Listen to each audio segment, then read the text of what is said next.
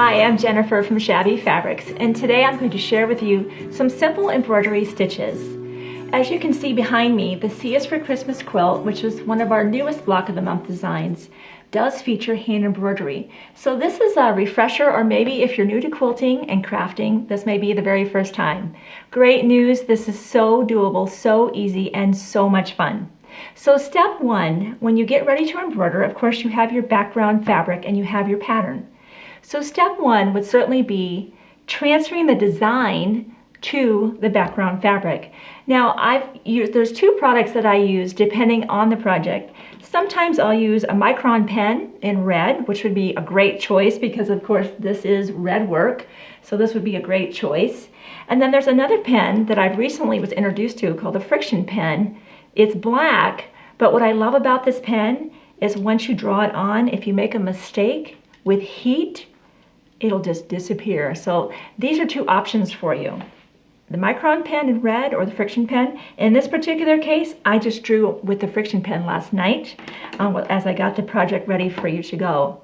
So I have an embroidery hoop, which I very much recommend. And I try to get the embroidery hoop to be at least as big as the design. Now I don't want the hoop to be so big that it's bigger than my background fabric. So this size or maybe even a little bit bigger would be the perfect size. And of course I have my embroidery needles, and we have some needles that are just perfect for this type of project on the website. Very affordable. They're just at like $3 and you get a dozen or so needles.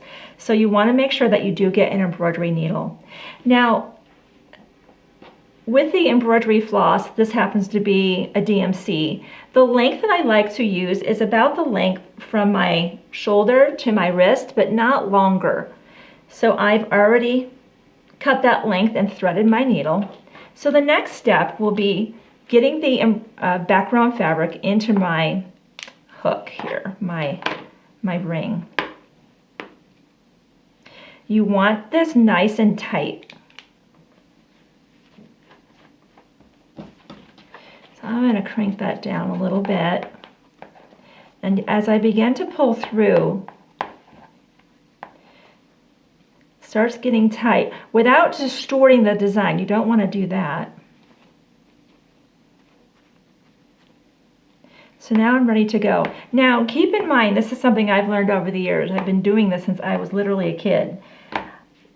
Don't be tempted to, when you walk away for the night or put the project down for several hours, don't leave the hoop in there. It can make a crease that's very hard to press out.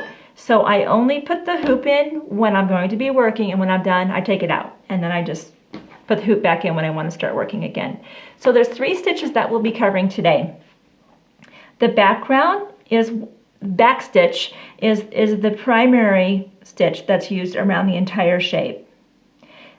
Some shapes are filled in with long stitches like the eyes, and you can see that back here with the snowman and also with the gingerbread man. We will outline those eyes and then fill them in with a satin stitch, and then finally we'll be covering French knots today. Those are the 3 embroidery stitches that were used in the Thea's for Christmas quilt. So I've threaded my needle with 3 strands. Some patterns call for 2. I like 3 strands because it gives me a more dense coverage. But if you like a lighter look, just use 2 strands. It's your quilt, it's your preference, it's your project. So I just tie a simple knot at the end. I have a decent tail here. You don't want this too short because as you're stitching, it'll just come out. But you also don't want it to be really long because then you could potentially catch that. So I don't know. 6, 8 inches is kind of the length that I have for what I call the tail. So for the back stitch, we'll just start here. We'll come up.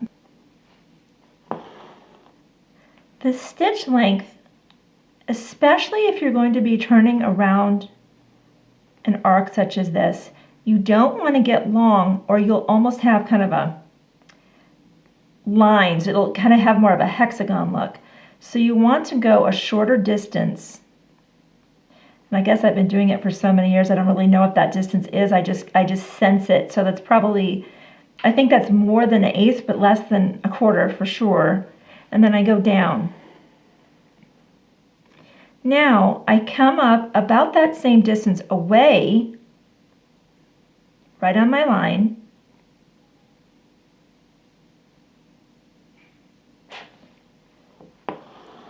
and then I go back, thus the name back stitch.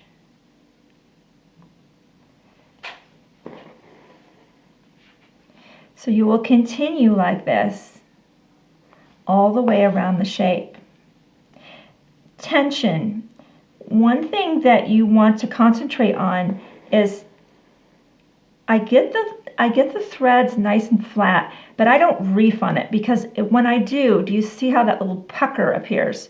So you want to keep that consistent. And what that is just enough to get the embroidery floss flat, but not so tight that there's a pucker. I'm going to go right back down in that same hole where I was before. We'll do one more stitch, and then we'll move on to the satin stitch.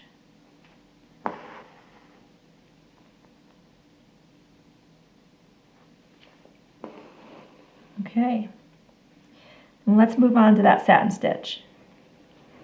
Now for the satin stitch, the first thing I like to do with a satin stitch, typically you're filling in an area for the satin stitch, and I have found, I've done it two ways over the years. I used to just do the satin stitch, but I found that if I outline the shape, like the eye here of the snowman, and then fill in, I have a more defined boundary, so to speak, that my satin stitches rest in.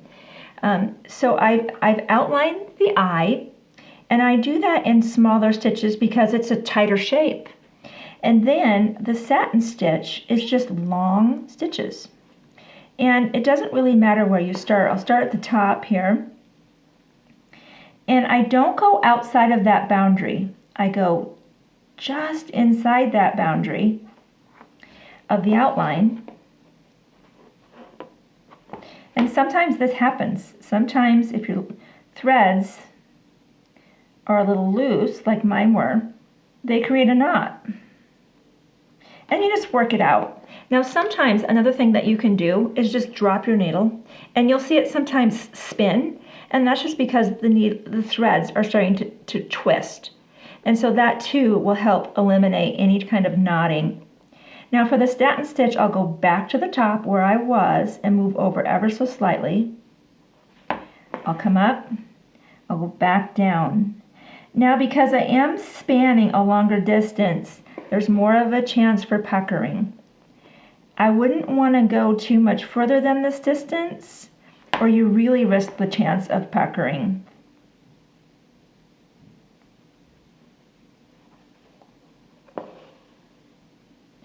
See how the eye's filling in?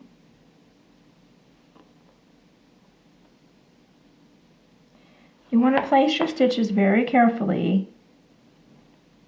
I do find the satin stitch takes kind of more attention to detail, more time, but the result looks great, so it's worth it.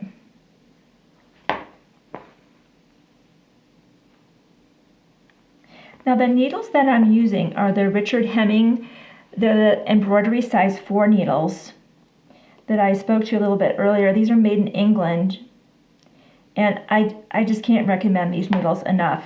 What I like about them is that the eye of the needle is large enough to take the 3 strands of the embroidery floss, but the point is sharp enough that it gets into your fabric. Some of the other embroidery needles I've used in the past have a really blunt tip, and there's almost a resistance when I try to insert the needle into the fabric. So we're on our last stitch of our satin.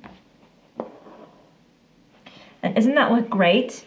It's just completely filled in, and the outline using the back stitch of the eye or whatever shape you're doing really contains so that the satin stitch doesn't kind of bleed outside of that. So let's tie off, and then we'll go right into the French knots. Now I know if you've tried French knots in the past, I used to struggle with those. and what would happen is my threads would get tangled. So I've found a technique that works really well for me. This is how I do tie the knot. I just wrap it around my index finger, roll that through, and then slide that down. And I just make sure that's a really strong knot. Okay, now with the French knots, which are the little berries, you come up and I pull the needle to the side. If you're right-handed, as I am, you'll pull the threads off to the left, or the embroidery floss off to the left. With my needle horizontal, I wrap once, wrap twice, and I hold this good and taut. Now I go back almost exactly either in the hole where I was, where I came out of, or immediately next to. Either way works. And this is the key. Don't let go of this as you're pulling this through. That's where I used to go wrong. I used to let go of it, and it just became a tangled mess. So I keep that taut until I pull through. Let's do that again. Come up through your dot. Grab it with your left index and thumb if you're right-handed. Your needle is horizontal. Wrap once, wrap twice, keeping everything nice and snug. We're going to go right back down to that hole. Remember, holding this taut over here is key while you're pulling through with your right hand, or if you're left-handed, that hand. Okay, last one. Up to the side, needles horizontal, wrap once, wrap twice. Back through the hole. Don't let go. Don't let go with your left hand. Pull through. And all the way down. And look how they look. So you can see, embroidery is really not hard. It's just a technique, and it is wonderful. It's portable. You can take it with you in the car if you're going on an airplane and you're bored sitting in the back of the airplane. This is a great thing to take on an airplane. So if you've never tried hand embroidery, please give it a try. We've got the needles on the website. It's an inexpensive and fun skill to have. And of course, lots and lots of projects have embroidery details. So I hope you've enjoyed the tutorial, and please subscribe to our YouTube channel, where we'll be having plenty more fun and exciting tutorials to help you enjoy your crafting and quilting world. Thanks again.